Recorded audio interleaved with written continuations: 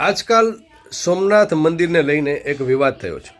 વિવાદ એ થયો છે કે ભારતીય જનતા પાર્ટી આ મુદ્દાને લઈને વારંવાર જે છે એ અલગ અલગ એંગલથી સમાચારોમાં એ પ્રસિદ્ધ થાય છે.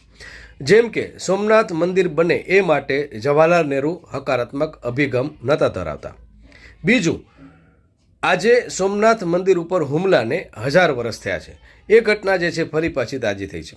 જ્યારે આવી ઘટનાઓ આવે છે ત્યારે નીચે કોમેન્ટ્સમાં તમે વાંચો ત્યારે ઘણા બધા અલગ અલગ પ્રતિભાવો લોકોને આવે છે કે ભાઈ હવે એ ઘટનાને જે છે આટલા વર્ષો થઈ ગયા, જવાહરલાલ નહેરુ જે છે એની વાતને વારંવાર દરેક જગ્યાએ શા માટે લઈ આવી, આ બધા મુદ્દા છે. પણ વાસ્તવિકતા શું છે? શું સરદાર વલ્લભભાઈ પટેલ જે સોમનાથ મંદિર માટે જે હકારાત્મક અભિગમ હતું, એ મંદિર બનવું જ જોઈએ, કમા મુનશી કનૈયાલાલ મુનશી જે છે એમનો અભિગમ હતો, આ બધા જ મુદ્દાને લઈને જવાહરલાલ નહેરુનું સ્ટેન્ડ શું હતું? શું સોમનાથ મંદિર બને એના માટે જવાહરલાલ નહેરુ રાજી નહોતા? શું છે વાસ્તવિકતા? સાંભળી. સોમનાથ મંદિર કોણે બંધાવ્યું? જામનગરના જામ સાહેબે શું મદદ કરી? બીજા કોણે દાન આપ્યું? આ બધી જ વાત અત્યારે કરવી જરૂરી છે. સોમનાથ મંદિરના પુનઃનિર્માણનો ઇતિહાસ ખૂબ જ પ્રેરણાદાયી છે. આ કોઈ એક વ્યક્તિનું નહીં પણ સામૂહિક સંકલ્પનું પરિણામ હતું. એક, સોમનાથ મંદિર કોણે બંધાવ્યું? આધુનિક સોમનાથ મંદિરના નિર્માણનો મુખ્ય શ્રેય સરદાર વલ્લભભાઈ પટેલને જાય છે. તેમણે 1947માં આનો સંકલ્પ લીધો.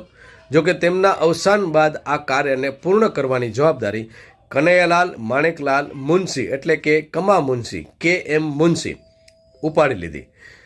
તેઓ તે સમયે કેન્દ્રીય મંત્રી હતા. મંદિરનું સ્થાપત્ય પ્રખ્યાત સ્થપિત પ્રભાશંકર સોમપુરા દ્વારા કરવામાં આવ્યું. બીજું, જામનગરના જામ સાહેબનું યોગદાન. જામનગર એટલે કે નવાનગરના તત્કાલીન મહારાજા જામ સાહેબ દિગ્વિજયસિંહનું યોગદાન અત્યંત મહત્વનું હતું. પ્રથમ પથ્થર મંદિરના પુનઃનિર્માણનો પાયો શિલાન્યાસ 8 મે 1950ના રોજ જામ સાહેબના હસ્તે રાખવામાં આવ્યો હતો. અને તમે જ્યારે એ સોમનાથ મંદિરમાં પ્રવેશ કરશો ત્યારે એ પ્રથમ જ જે પ્રવેશ દ્વારનું જે નાકું છે ત્યાં લખેલું હશે દિગ્વિજય દ્વાર. એ જામ સાહેબ દિગ્વિજયસિંહના નામે છે. આર્થિક મદદની વાત કરીએ તો તેમણે જામ સાહેબે મંદિર માટે 1 લાખ રૂપિયાનું દાન આપ્યું હતું અને તે સમયે એ ખૂબ મોટી રકમ હતી. ટ્રસ્ટના અધ્યક્ષ સરદાર વલ્લભભાઈ પટેલના નિધન બાદ જામ સાહેબ સોમનાથ મંદિરના ટ્રસ્ટના પ્રથમ અધ્યક્ષ બન્યા હતા અને વર્ષો સુધી મંદિરના વિકાસમાં સક્રિય રહ્યા હતા. તેમના સન્માનમાં આજે પણ સોમનાથમાં જામ પેલેસ અને તેમની પ્રતિભા ત્યાં જોવા મળે છે. અન્ય કોણ યોગદાન આપ્યું? તો કે આ મંદિર સરકારી પૈસે નહીં પણ લોક ભાડાથી બને. તેથી આખા ભારતમાંથી દાનનો પ્રવાહ વયો હતો. દેશી રજવાડાઓ જેમ કે જામનગર ઉપરાંત ભાવનગર, પોરબંદર, જૂનાગઢ અને અન્ય નાના મોટા રજવાડાઓએ શક્તિ મુજબ દાન આપ્યું હતું. સામાન્ય જનતાનો પણ આમાં ખૂબ રોલ રહ્યો હતો. દેશના ખૂણે ખૂણેથી સામાન્ય લોકો 1 રૂપિયો 2 રૂપિયા જેવી નાની રકમથી મોટી રકમો દાનમાં આપી હતી. લોકોએ સોનું ચાંદી પણ દાનમાં આપ્યા હતા. કનૈયાલાલ મુનશીનું ભંડોળ એકત્રીકરણ જેમાં ખૂબ મહત્વનો એનો રોલ હતો. મુનશીજીએ પોતે દેશભરમાં ફરીને આ માટે ફાળો ઉઘરાવ્યો હતો. બિન નિવાસી ભારતીયો એટલે કે NRI પાસેથી પણ વિદેશમાં રહેતા ભારતીયોને પણ આ પવિત્ર કાર્યમાં હિસ્સો નોંધાવવા માટે અપીલ કરવામાં આવી હતી અને એમણે નોંધાવ્યો હતો.